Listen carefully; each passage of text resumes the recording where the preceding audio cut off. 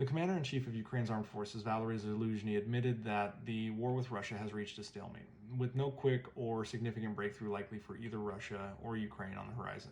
He recognized that the conflict had entered a new stage of static and attritional warfare, which contrasts with earlier phases of faster-paced maneuver warfare.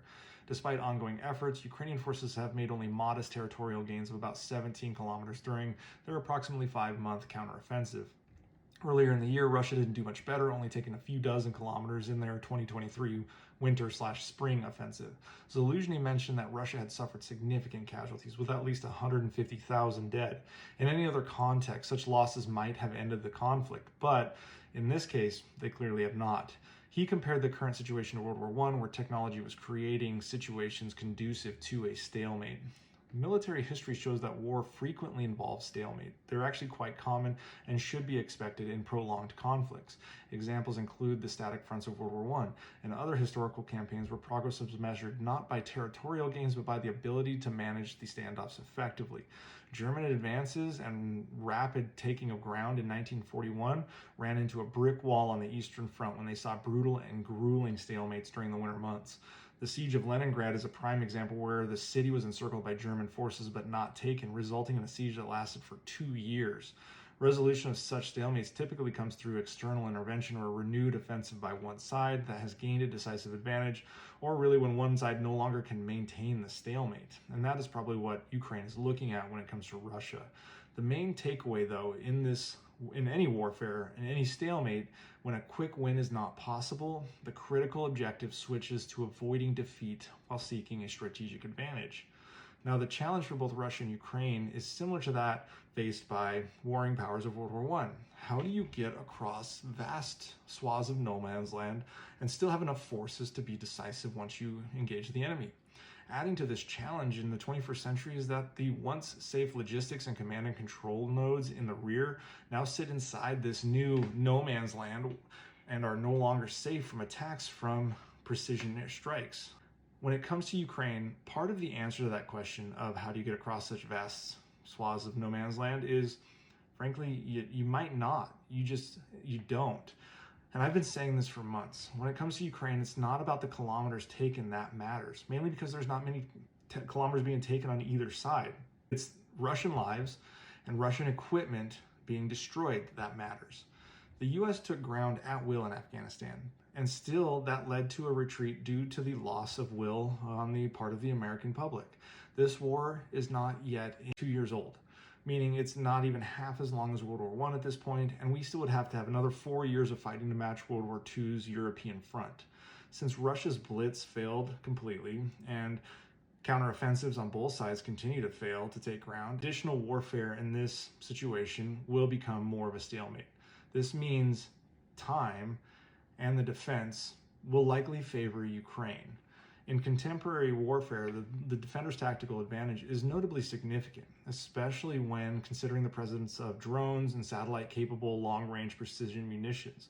Urban environments are more extensive than ever and offer cover that can complicate offensive operations as well. And we even saw that with advanced military such as the United States, who, with the addition of the Iraqi army, it took 9 months to take Mosul. This is the US military and all their power trying to take an urban area as a part of a larger battlefield. So we can discern that Ukraine or Russia trying to do the same is very difficult, which is why we're now seeing the World War II level just of raising cities when it comes to trying to take the ground necessary.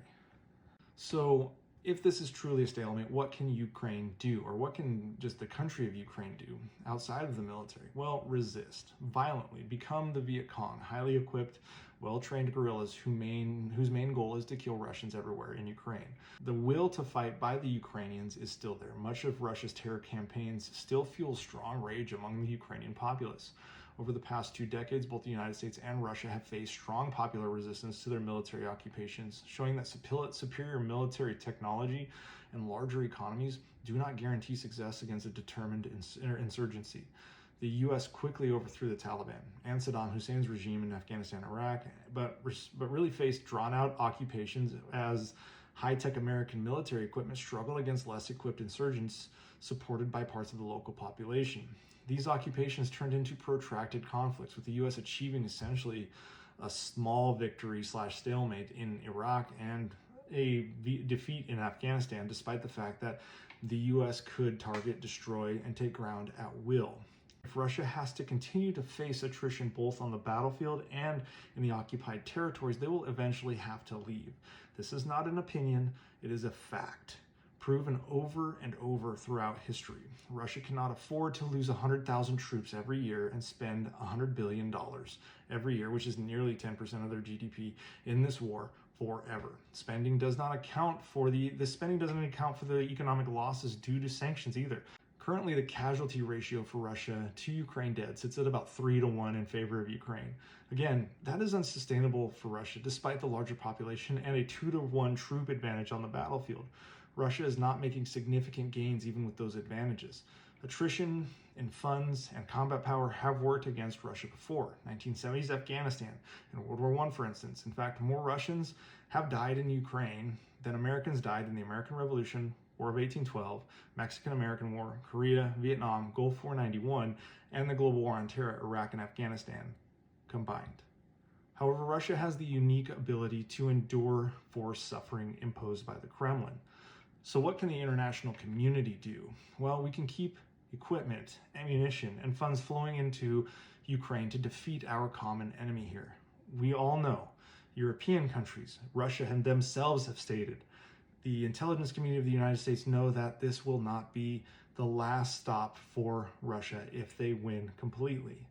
We need to keep twisting the screws into Russia's economy. Ukraine requires advanced technological solutions, mostly in the form of high-end deep strike capable missiles, electronic warfare, mine clearing, and likely further Western training to Ukrainian recruits to break this deadlock. But unfortunately, we're seeing now Western fatigue limiting further aid, as well as the Israel-Hamas situation distracting from Ukraine.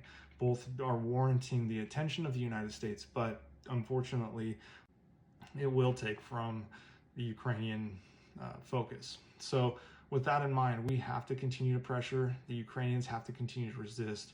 Over time, the attrition of equipment, funds, and personnel in Russia will impact them in a way that we've seen before from Russia and the United States. And if that were to be the case, Ukraine could potentially come out of this victorious, but it's likely going to take years.